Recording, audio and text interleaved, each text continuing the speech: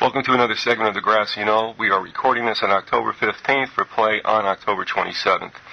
We have with us Andrew MacGregor. He's a 17-year veteran of the Victorian police force, and he's going to speak to us today about the Port Arthur massacre that occurred in 1997. 1996, I'm sorry. You got involved with it in 1997, didn't you? Yes. All right, and by the way, welcome to the show, Andrew. Thanks very much. All right, so now that you had to correct me once already, tell us... Oh, you know what policemen are like. Once you've been in the job, you can't get out of it. You've always got to lean over people, correct them, and... yes, I imagine that your constabulary or police force or law enforcement agencies in America will be pretty much the same as what they are in Australia. Well, in my younger years, I was much too well acquainted with them, so... But yes, it was in 1996. But Andrew, tell us first of all, even before we get involved in the anatomy of that event, what got you, I want to say, interested, concerned with the reporting of the Port Arthur massacre? Immediately after the Port Arthur massacre, the Australian Prime Minister John Howard started bringing in draconian new gun laws. Now, I'm not a firearm owner. I haven't been particularly interested in them because I couldn't shoot that well. I have problems closing my left eye and being right-handed. So when I did my military service, I ended up firing off the old 3-inch mortar, which is a lot easier than aiming a rifle. But I had friends who had firearms and they were extremely upset, and I had a look at it and I realised what these draconian gun laws were doing was not so much taking away the right to own firearms, the right to protect yourself, but it's always also taking away our entire freedom. That's the first step. Mm-hmm. I read some articles on the Port Arthur massacre, and I then read a story where there's a 30-year embargo placed on the court evidence. And right. But being a policeman, I'm aware that that cannot possibly be correct. So I hunted up, and I ended up getting a copy of the court transcript. And I then started, I thought I'll spread it far and wide, Number one thing, whenever somebody does something wrong, they like to keep it quiet. They don't like people going around and telling everybody what's happened. So I thought I'd do the good thing and pass it around. So I ended up starting to transcribe the court document. And I was absolutely amazed at the lies and the total disregard for the laws and the procedures that followed it. So I transcribed it, and I started pointing out to people various things that could not have been factual and could not have happened. And once you get on this pathway, seeking the truth, it's very difficult to get off. So I've been on it ever since 1997. So it's 9 years. What you said resonates with what Sandra told us a couple of days ago, in that, excuse me, what raised some people's eyebrows well after the fact of the Dunblane massacre was that they had locked up all the pertinent documents for 100 years. And they had said over there, had it only been 30, as it was in your case, or in the case with Australia, they might not have even, blinked an eye. But now here you're saying that you even think, and I agree with you too, that a 30-year period to keep this locked away is, what are you protecting us from, if you know what I mean? Well, I wasn't even concerned about what they were trying to protect. What I was concerned about was this had to be an actual lie. If it wasn't a lie, it did have to be a cover-up. But the other thing is with Australia, they put on a 30-year embargo. At the end of the 30 years, they can put on another 30-year embargo. Right. Mm-hmm. It will never come out. We started having a look at that, and one of the interesting things that I heard before I even started was the main part of the Port Arthur massacre took part in a building called the Broad Arrow Cafe. And there was a fire exit door within that cafe that didn't open from the inside. It was locked. And you cannot open a fire, you can't lock a fire exit door from the inside. The locks are designed so they so they must be, people caught in a building fire must be able to escape. Mm-hmm. And 6 people died because of this fire exit door that wouldn't open. So that was one of the first things that was so struck when we started looking at that. But there were other anomalies as well.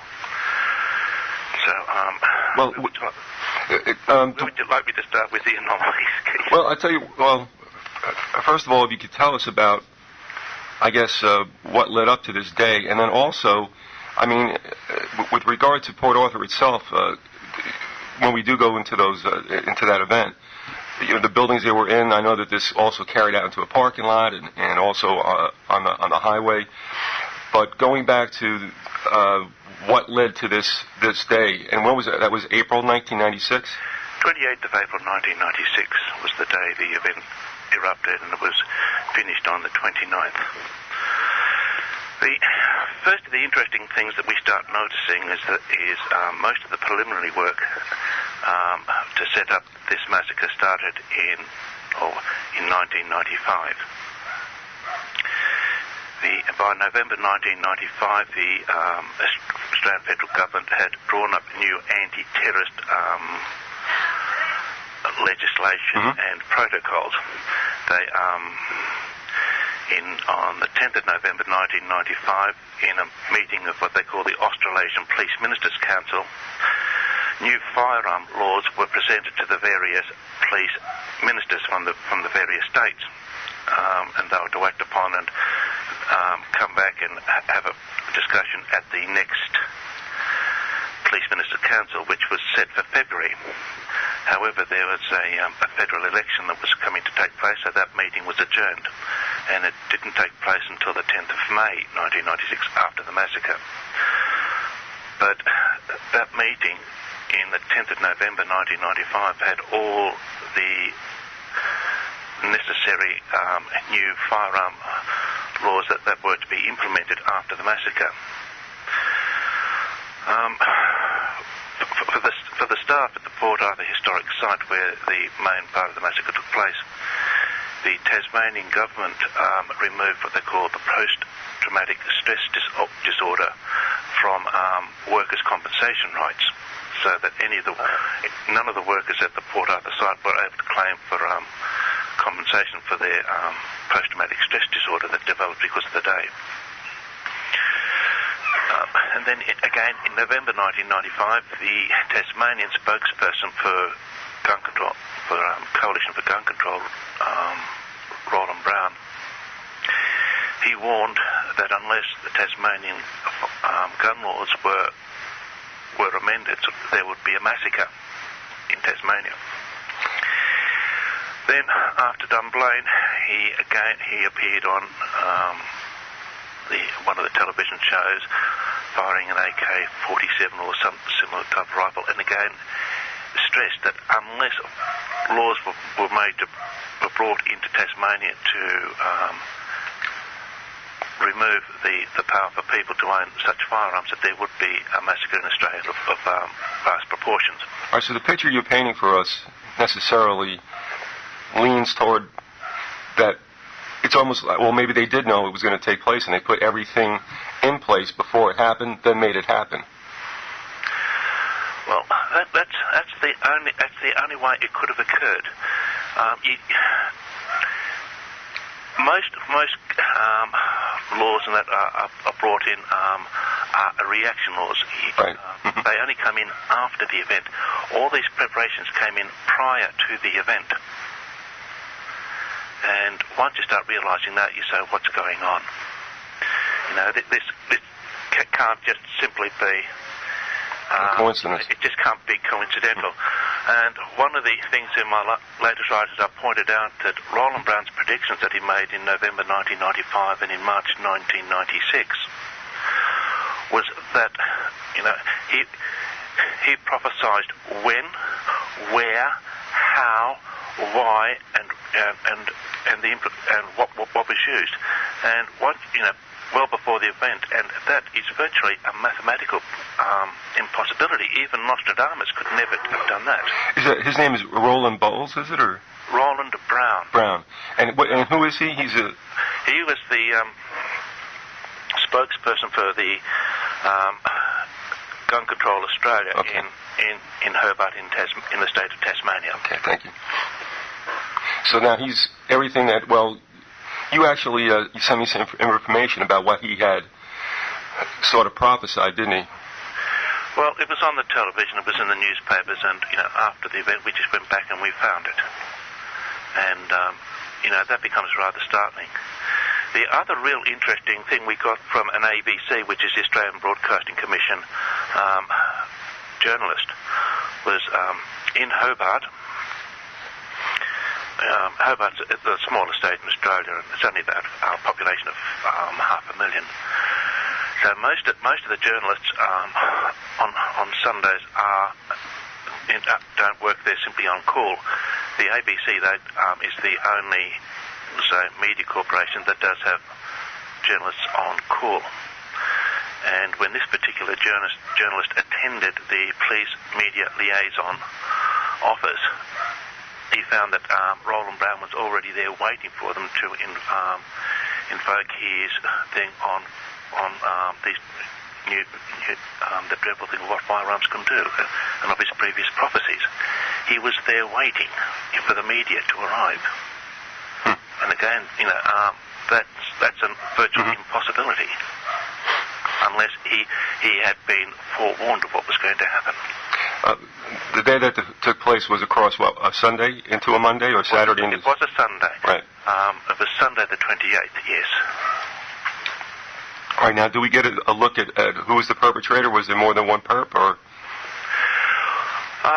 The person who was supposed to have been the gunman was Martin Bryant. He is a 28, he turned 29 in May. He suffered from a schizophrenic illness. I'm not too certain what type, but I am aware that he had been treated, and that he was part of a medical research team run by Professor Kirby and Professor Ivan Jones at the Royal Hobart Hospital prior to the event. So we do know that he did suffer from schizophrenia. About 5'10", tall lad, very blonde hair, and there's a few other things I'll go into later on. Sure, that's fine. He was the person who was assigned to have been the gunman. However, we can prove quite positively that he could not have been the gunman, and we also have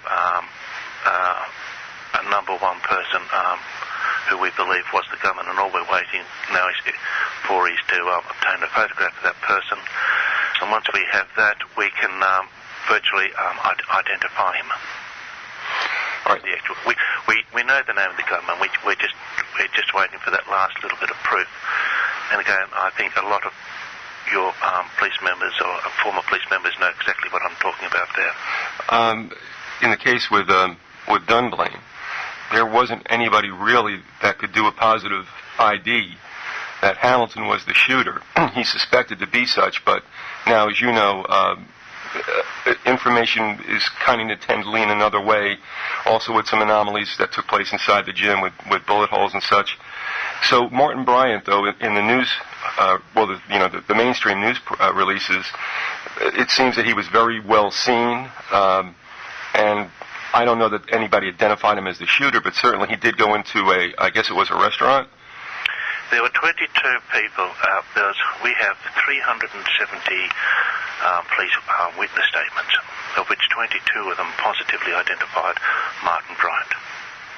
And what did the others identify? I've got two that say he was not the gunman. One of the persons who was shot inside the Broad Arrow Cafe, and we have another person who was outside and saw the gunman. The interesting thing, though, was the incident took place on Sunday. Martin Bryant was came out of the burning Seascape cottage on the Monday morning, was arrested, taken to hospital. On the Tuesday, his photograph was placed on major newspapers throughout Australia on the front page, saying this was the man. And what that actually did was that completely ruined any possible photo ID of the gunman. No. And the classical thing, we have a witness by the name of Linda White, who, on viewing the ID photo board that the police used, when she saw the photograph number 5 of Martin Bryant, she says, "That's the man," and he's even wearing the same clothing that he was wearing when he shot at us. Yeah. Is that the photo with him in that white turtleneck sweater?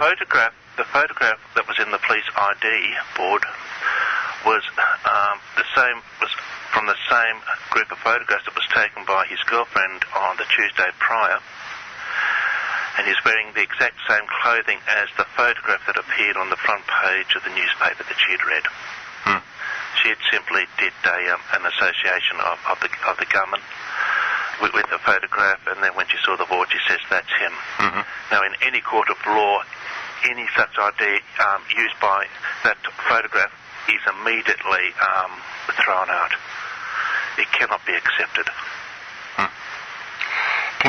Can you take us through the events of how it was reported in mainstream news to begin with, and then we'll take a look at where there are either a falsified information or incorrect information? Yes, that's right. The first of the shootings took place at just outside of the Port Arthur historic site at a bread and breakfast cottage called Seascape Cottage. It was run by David and Sally Martin. There were 2 shots heard by neighbours Lynn and Andrew Simmons at 10:40 a.m. David Martin had been shot twice. We believe those 2 shots were the shots that killed David Martin. Another neighbour, but someone who lived about half a kilometre away, was with a friend, and he made a police statement that between 10 and 11 a.m. they heard 2 volleys of shots from a high-powered rifle coming from Seascape Cottage. Martin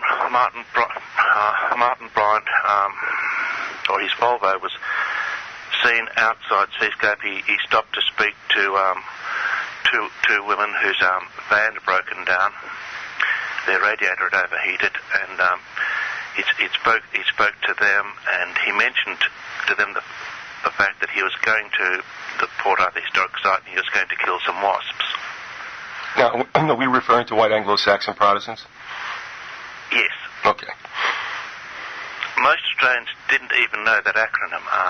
When people talk about wasps, they normally believe he's talking about European wasps.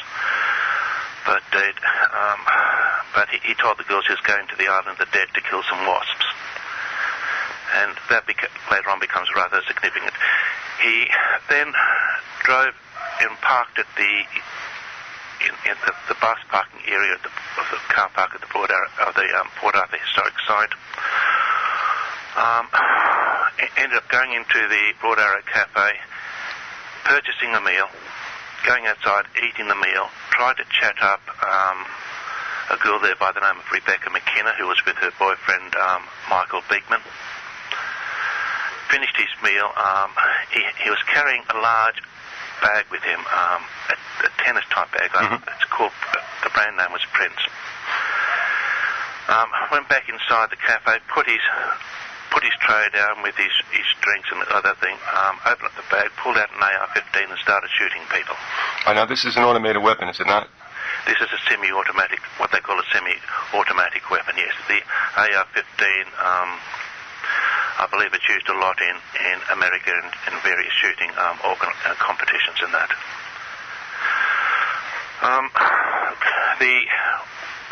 The media and the government, everyone tells us he fired in the cafe for about 90 seconds. Fired off 29 rounds. Killed 20 people, wounded another 13 with 29 shots. Yeah, that doesn't make it right there, does it? No, he then left the building, reloaded, left the building, shot at a few other people, went into the bus park area, and shot a few more people, shot all over the place. Bumped into his Volvo, drove up to what they call the toll booth, the entrance to the Port Arthur, the historic site. Killed 4 people in the BMW there. Commandeered the BMW, drove and left his own yellow Volvo at the toll booth. Drove 150 yards up the road to a general store. Stopped a white Toyota sedan. Tried to kidnap the female in that. The gentleman who was driving was Glenn Pierce, a solicitor from. He was working in Sydney, but he was home visiting his parents in Tasmania. Ended up kidnapping him. Shot the girl in the Toyota. Fired 3 shots from a .308 firearm. Had Glenn Pierce in the boot of the BMW, drove up to Seascape, fired cars passing, and about the second or third car that went past was driven by a Canadian diplomat by the name of Simon Williams. And they were both, he and his wife were in the vehicle. They were both cut by the glass fragmentation as the bullet went through the windscreen or through the side passenger door, I'm not too certain which. Mrs. Williams lost her left little finger from the fragmentation, the glass fragmentation. They drove about a kilometre up the road and stopped the Fox and Hounds, where a couple of other people had been injured. They also stopped, and the police were called. Shortly after that, the BMW was driven into the area of Seascape Cottage. It was set alight. The local police arrived, and a siege took place. Now, that siege continued until I think about 7:48 the following morning. All right, is that cottage on fire? The cottage was reported on fire at I think about 7:48 a.m. And this is with supposedly Brian in there, right? Yes, and the 3 hostages. Mr. Sally Martin, we know David Martin's already dead. We're told that Mrs. Sally Martin had been killed at the same time as her husband, but unfortunately, one of the policemen, first policeman to arrive, Constable Gary Whittle, actually saw Mrs. Sally Martin. She, at one stage, was able to escape from the building. She was running around the backyard, just naked and screaming. The dog was barking, but that's all the policeman saw of her. Anyway, the three so-called hostages were found dead after the fire, and Martin Bright was outside, and he was arrested, conveyed to hospital, and later charged with the various offences. I think there were 72 charges he faced, including murder, attempted murder, and arson. Was this fire purposely set, or? The fire was purposely set. We obtained a couple of years ago a police training video from the Tasmania Police, and in that we had the police Forward Command Officer, Superintendent Bob Fielding, state quite emphatically that the police forced the gunman to come to them. Now, the only way Martin Bryant left Seascape Cottage was because it was on fire. So although Martin Bryant was charged with setting fire to the BMW and to the cottage, we have Superintendent Fielding stating that the police set fire to Seascape Cottage. while we're at this point also, Andrew, and this is Andrew MacGregor, we're talking about the Port Arthur massacre that took place, and that was what? That was in Hobart, was it not? It was in Port Arthur. It's about an hour and a half drive from Hobart on the Tasman Peninsula. All right, and that took place back in April of 1996. The 28th and 29th of April 1996, yes. And that was what? It was just a little over a month from the Dunblane massacre, wasn't it? 6 weeks after. Right. And we would have Columbine also. I'm not too sure exactly when Columbine took place, but normally with these, there's about three. They have runs about three massacres at a time, each to emphasise the other. And of course, we've just had another triad of I guess, serial murder attempts in the United States recently. Again, it visited Colorado. There was an incident also, I believe, in Las Vegas, and of course, we had a very tragic incident in southeast Pennsylvania. So, Andrew, at this time, can you tell people where they might be able to find the real deal about Port Arthur and any of the information that you're willing to disseminate? We have there's a Shooters News site. Excuse me. A Shooters News site in Australia. It's run by one person in particular. The spokesperson for that is Ian McNiven, and he's got some excellent articles on this particular massacre and a couple of others. I've written a few. We've also got a CD-ROM out. We go into the Port Arthur massacre. There's articles by myself. There's other articles by Stuart Beattie from New South Wales, and he also covers the Erfurt massacre, which took place in Germany in about 2002. Do you know also if Barry's carrying any information about this on his blog spot? Not that much. He might have a couple of articles that I have written, but okay. I don't write just on Port Arthur. I've been writing on a few other things. What actually happens is once you start understanding what happened in Australia with the gun massacres, it then opens your eyes to a lot of other things, and you become aware of how situations can be connected in various manners. I'll say it's interesting, but you can actually see that our government and our media very rarely tell us the truth these days. Well, it's the same thing here, and Sandra would say the same thing about what's going on in the UK. So again, this is nothing necessarily new. Tragically, it's been that case for quite some time. What's interesting also with relation to the gun control lobbies and how they use these massacres more or less to, I guess, cow people into backing up total gun control and confiscation. I don't know if you're aware of this, and I barely remember it myself, Andrew, but there was, in the state of Virginia, a gunman on the loose at a law school.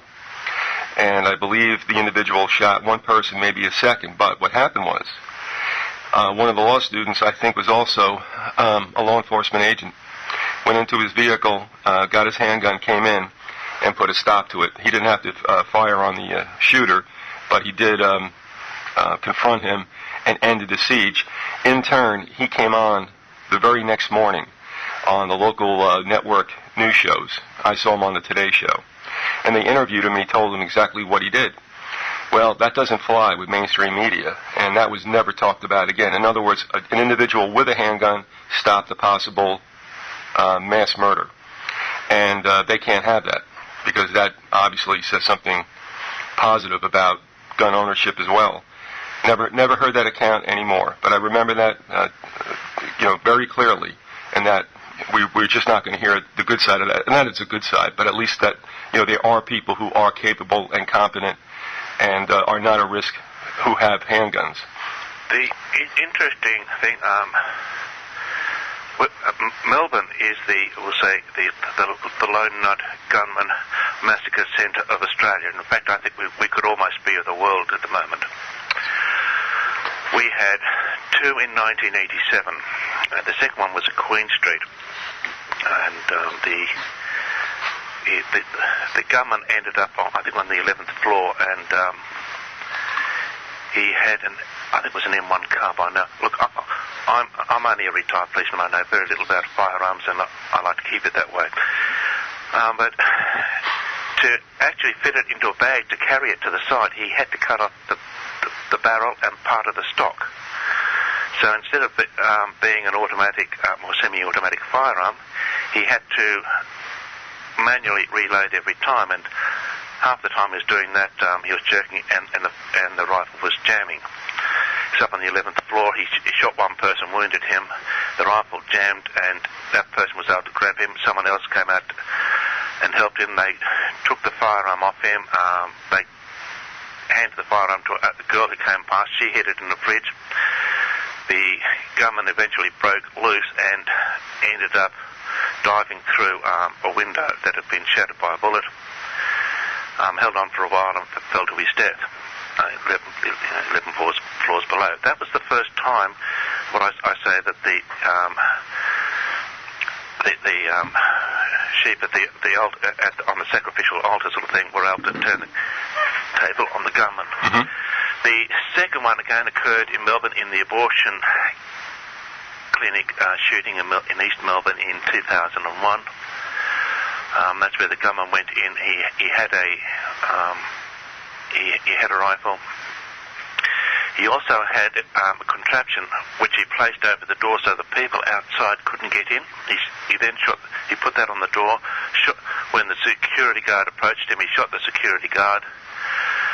And unfortunately, he was in the right place because one of the girls who was in there preparing for an abortion, her boyfriend was with her, and he simply jumped up, grabbed the gunman, and other people then, they all hopped in and grabbed the gunman, took the gun off him, and that was the end of that. So it wasn't a massacre. Mm-hmm. Then we had, in October 2002, we had the Monash University shooting. The gunman then was I think Chinese-Vietnamese student, 35 years of age. He shot and killed his two Asian students, his two good friends actually.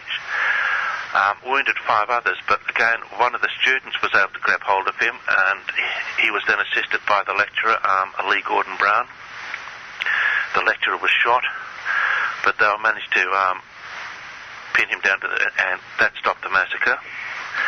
So, we've had virtually 3 massacres in Australia, all in Melbourne, where the government hasn't been able to do the job properly because the bystanders victims have been able to jump up and apprehend him. And this is why I've been saying ever since we had the latest prediction from Roland Brown that we were going to get another massacre in the school because school children cannot protect themselves from adults. No. And that's exactly what happened, I think, at the Amish incident. And I'm very concerned about that. That also seems to bear some similarities to what took place in Dunblane, that it involved girls, that there were execution-style shots to the head of all of them. And, we wonder if we're ever going to find out really what the situation was with the shooter. Right now, we don't hear anything to the extent that perhaps he had a criminal record. Was he on psychotropic drugs? We don't know. And now, because of all that's taken place, Andrew, and as you well know, you wonder if this is as far as it goes, or does it go deeper? And we may never know. We'll see how this all unfortunately plays out. Now, with the situation with Port Arthur, you gave us the straight skinny from the mainstream. Now, can you piece together what researchers are believing actually did take place that day? The interesting thing, the first one, we do know that Martin Bryant was not the gunman. We can prove that.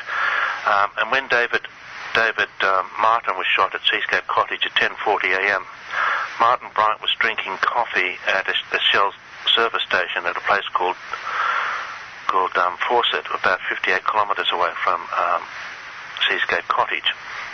I've never yet known a gunman who could kill, shoot a body twice inside a building from 58 kilometres. Well, where I'm confused, only because I had read the mainstream story. A lot of course, this guy was seen. Whoever this was seen. He made some comments that got him remembered by other people, which is also sometimes or oftentimes the formula for when you want to set up patsies or lone gunmen. Who do we think was in there eating at the coffee shop? In the Broad Arrow Cafe or the coffee shop at Tirana? Martin Bryant was drinking coffee at Fawcett at 10:40 a.m. when David Martin was shot at Seascape Cottage. The person inside inside the Broad Arrow Cafe, right. in the Port Arthur historic site was not Martin Bryant. And we've got two people. One person inside the cafe who was shot, and he will state that quite emphatically. And we do believe that we've identified the actual gunman. Did they even make the next thing to go on? We've got witnesses who identified Martin Bryant right up until the time that he drove into Seascape Cottage at approximately 12:30 p.m. And so, David Martin has been shot, almost 2 hours before Martin Bryant even arrived. Now, the latest thing that I've put out is that Martin Bryant was invited by his good friend Sergeant Michael Charles Dyson to partake in a Tasmania Police anti-terror squad training exercise at Seascape on that morning. When you read the police negotiator transcript of the conversations between Martin Bryant and the police negotiator, that fits perfectly. Inside Seascape Cottage with Martin Bryant was another person by the name of Rick. We believe that person, Rick, was Sergeant Michael Charles Dyson. Okay. And there is sufficient evidence to, circumstantial evidence. I think we could win that in the court of law. So, at Seascape Cottage, Martin Bryant was not alone. He was accompanied by a Tasmania policeman, right? All right.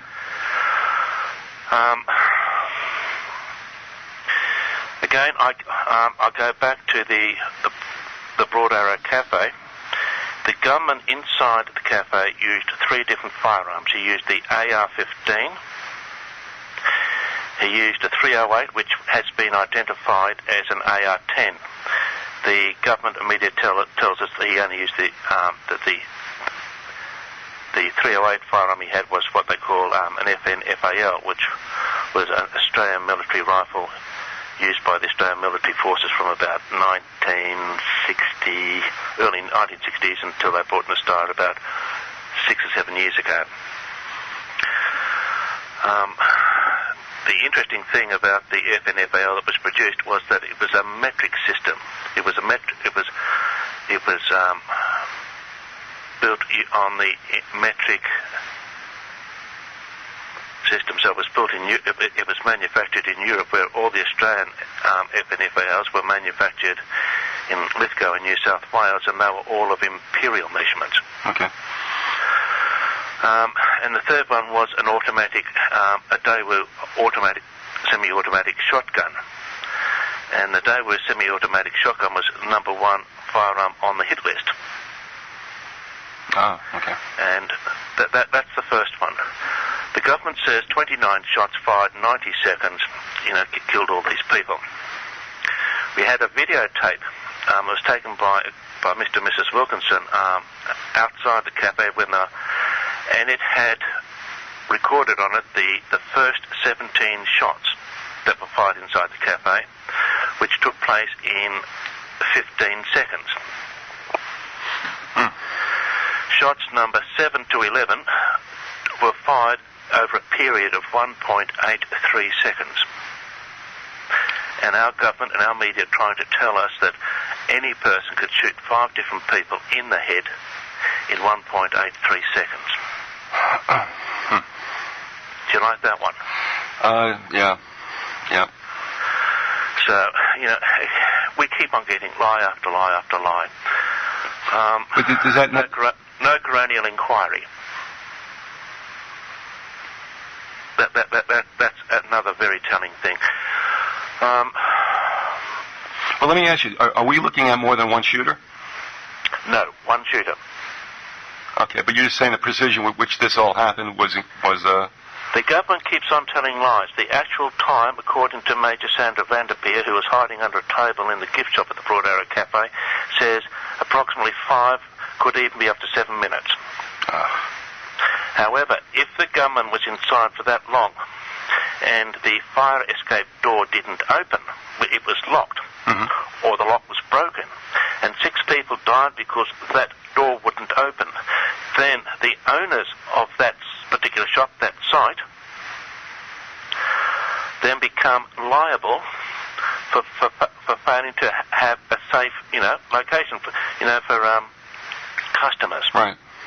The owner of the Port Arthur Historic Site was the Tasmanian government. Another surprise. Right? Now, the part that should interest all Americans, there were 2 busload of American tourists at Port Arthur on the day.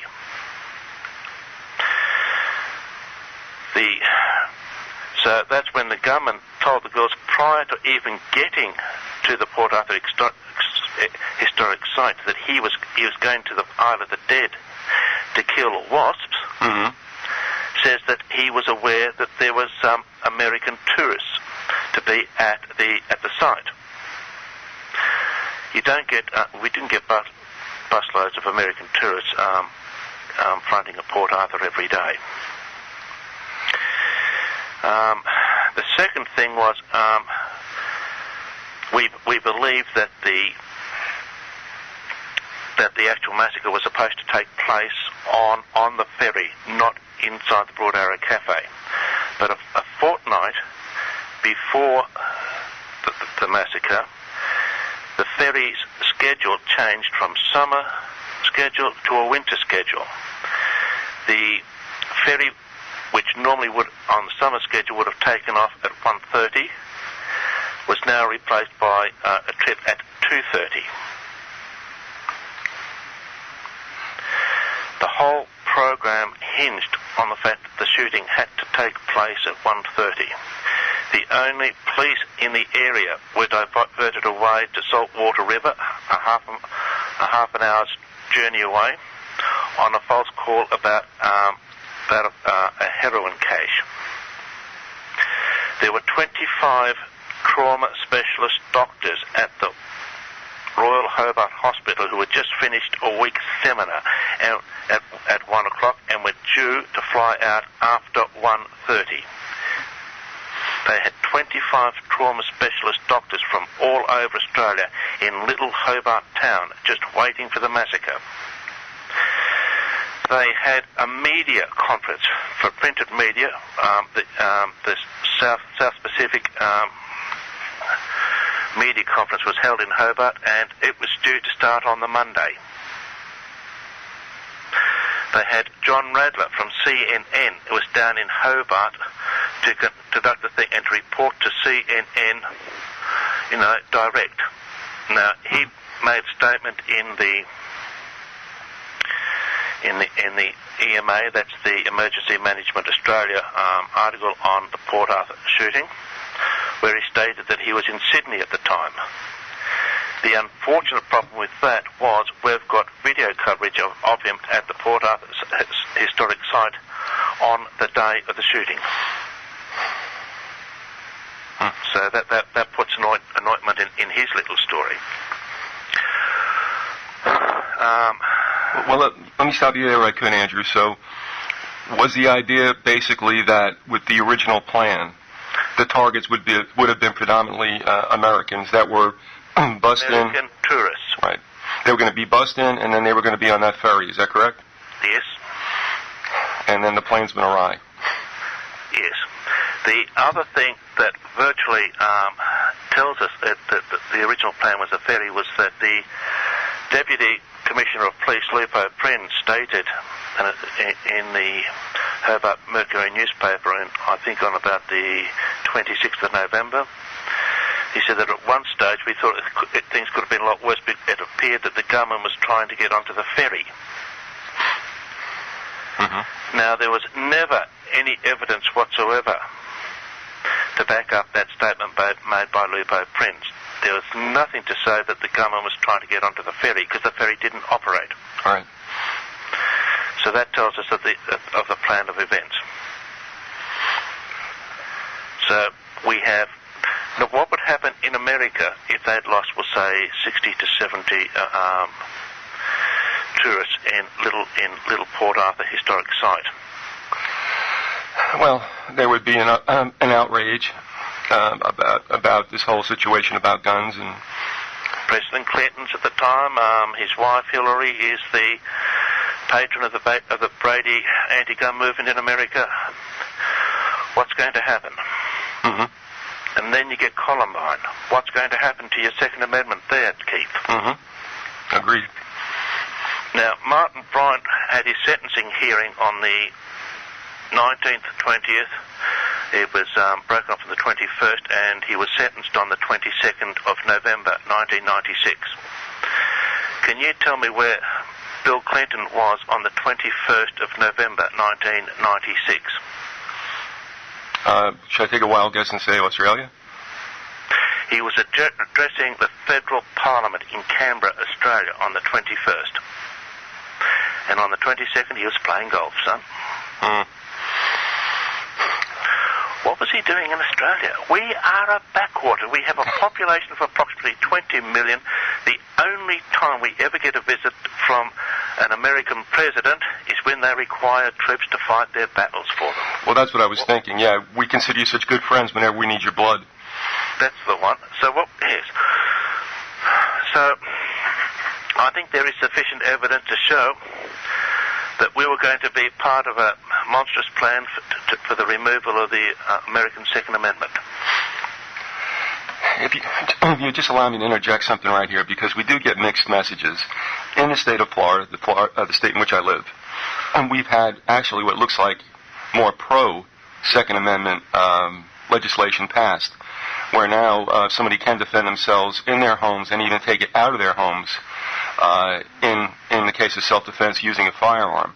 Also, if you've noticed, there has been what has not been renewed is the ban on automatic weapons. That's across the country. And just let me ask you this, knowing that that is the case, what kind of signal does that give you? I hope you're winning, because we've lost. Also, I'll say one other thing to you, and this might be a backdoor way around things. I'm just going public with this now. Not that it's such a big aha, but this has been what I've been hearing as far as murmurs about the more relaxed gun control laws, or at least the lack of stringent gun control laws, and that is, you can have the firearms, but go try to find the ammunition. That seems to be one of the situations that might arise to take the teeth out of what's been rescinded. So we'll see. But can I ask you something also about the massacre? Just clear me up on this. Who was actually in the cottage? Mr. and Mrs. Sally Martin. Mrs. Sally Martin was seen by Constable Gary Whittle. She was found dead. She had the back of her skull had been caved in. I suppose once the gunman had actually ran outside, grabbed her, dragged her back inside. He gave her a flick across the back of the skull with the butt of his rifle, and that killed her. Martin Bryant was on the telephone. He was a spokesperson. And when he was speaking to the police negotiator, and they asked him about what happened at the Port Arthur historic site, Martin Bryant totally denied any participation in that whatsoever. Dyson was in there with him? Dyson was Sergeant Michael Charles Dyson, commonly called Mick. He was in there as Rick. Glenn Pearce was supposedly in the cottage, but I've got no actual proof of that, and I think there's more skullduggery there. So we've got the dead Mr. and Mrs. Martin, the dead Glenn Pearce, Sergeant Michael Charles Dyson inside the cottage, who later on, during the night, I think, would have slipped away and joined the rest of the SOGs, the Police Special Operations Group, who are outside the cottage. And then Martin Bryant. So they're the people inside the cottage. Was Bryant a willing participant in this, or was he set up as a patsy? He was set up the whole time. When Martin Bryant came out from Seascape, when it was burning, he asked one of the policemen in the ambulance if his girlfriend got out.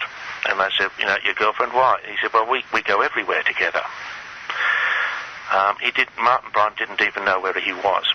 And later on, when he was visited by his girlfriend, he asked if his house was still up or whether it had burnt down. He didn't even know which building had burnt down. He wasn't aware of the shooting at the Port Arthur Historic Site, but he did believe that the person he had supposedly kidnapped had died in the boot of the BMW. And his story on the kidnapping, that one again is a complete fabrication. It gets very, very interesting. Was Bryant always at that cottage throughout this whole event? Throughout the whole event, yes. He never left the cottage. It's a lot of smoke and mirrors. Martin Bryant drove to the cottage. Somebody else then jumped into his car and drove off to the Port Arthur Historic Site, did the shooting, he had to leave the BMW at the site, which is why he then commandeered the BMW. Was it the BMW or a Volvo, was it? Martin Bryant's own car was a Volvo. Okay. The Volvo had to be left at the toll booth, was it? At the toll booth. Right. Martin Bryant's passport was in the glove box of the Volvo. That's the initial way of how he was identified. Right. The interesting thing, though, is the 4 people in the BMW were intelligence agents. And we laugh at that one. They were in the wrong place at the wrong time. He needed a new car, and once you're seen talking to them, sort of thing, they had to go. And they lost another three intelligence agents inside the Broad Arrow Cafe. The first intelligence officer that we had identified was Anthony Nightingale. Because when the shooting started and all the people inside the cafe hit the floor and tried to dig foxholes in the concrete floor, Anthony Nightingale jumped up and yelled out, "No, not here." Right now, why would somebody jump up when a bloke's doing shooting and call out, "No, not here"? Well, as this all relates to the original plan... Original plan. Oh, sorry, something's gone wrong. The second person to get shot, the second intelligence agency, was a bloke by the name of Andrew Bruce Mills. The third person to get shot was a South African Cape Coloured person by the name of Tony Kiston, who was there with his wife, with Andrew Bruce Mills. Tony Kiston had been 2IC of the ANC in South Africa under Joe Slovo, but migrated from South Africa to Australia in 1984. And you'll find that the gun control spokesperson in South Africa is also has the name of Kiston. The only American wounded was Dennis Olsen. He was in the Broad Arrow Cafe with his wife. They were supposedly on honeymoon. Dennis Olsen was wounded with a shotgun. He had shotgun pellets all around his face and upper body. And he was gun control, and he stated in one newspaper that when he got back home, he was going to jump up on his soapbox and preach his passion about firearm control. Right? So they're the people that were inside the Broad Arrow Cafe. What do you suspect happened? I mean, did they not have a plan B and then they just started winging it? They had They had no plan B whatsoever. It was a total stuff-up.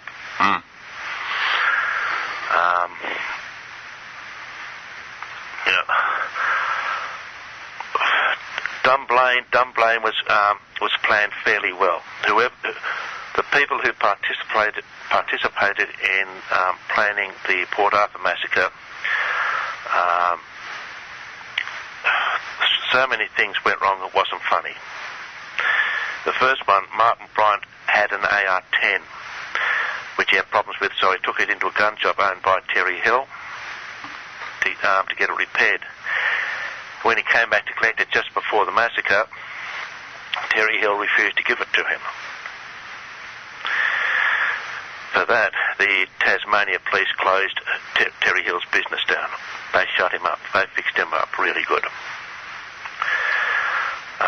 The second thing was Martin Bryant was not supposed to emerge from the Broad Arrow Cafe once the police had set fire to it.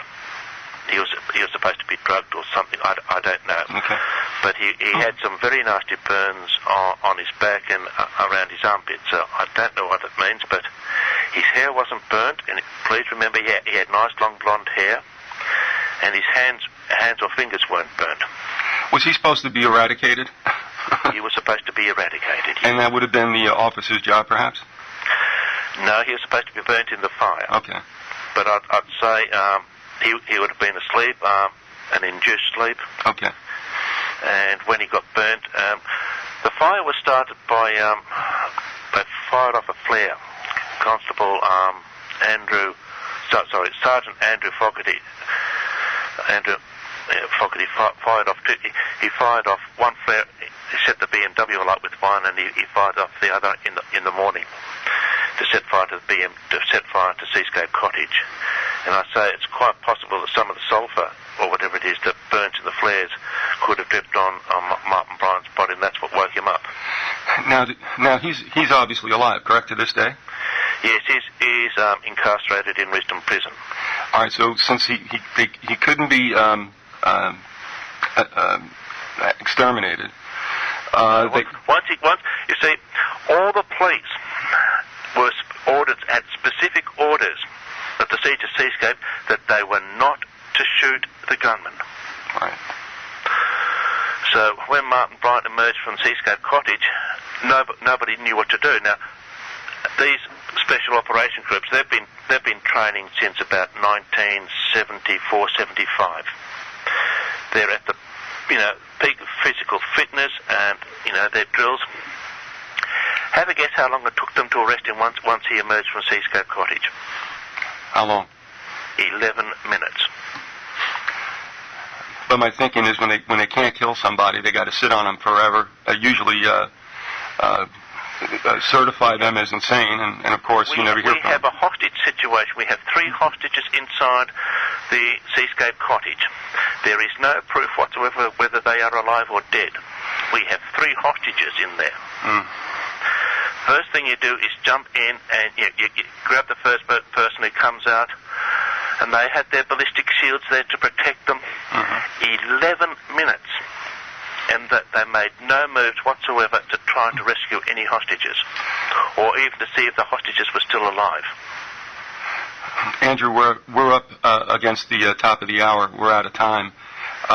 Again, can you give us any locations on the web where people can go to educate themselves about what really took place and what is going on to this day with regard to Port Arthur? As I said, the Shooters News is the best one we have in Australia.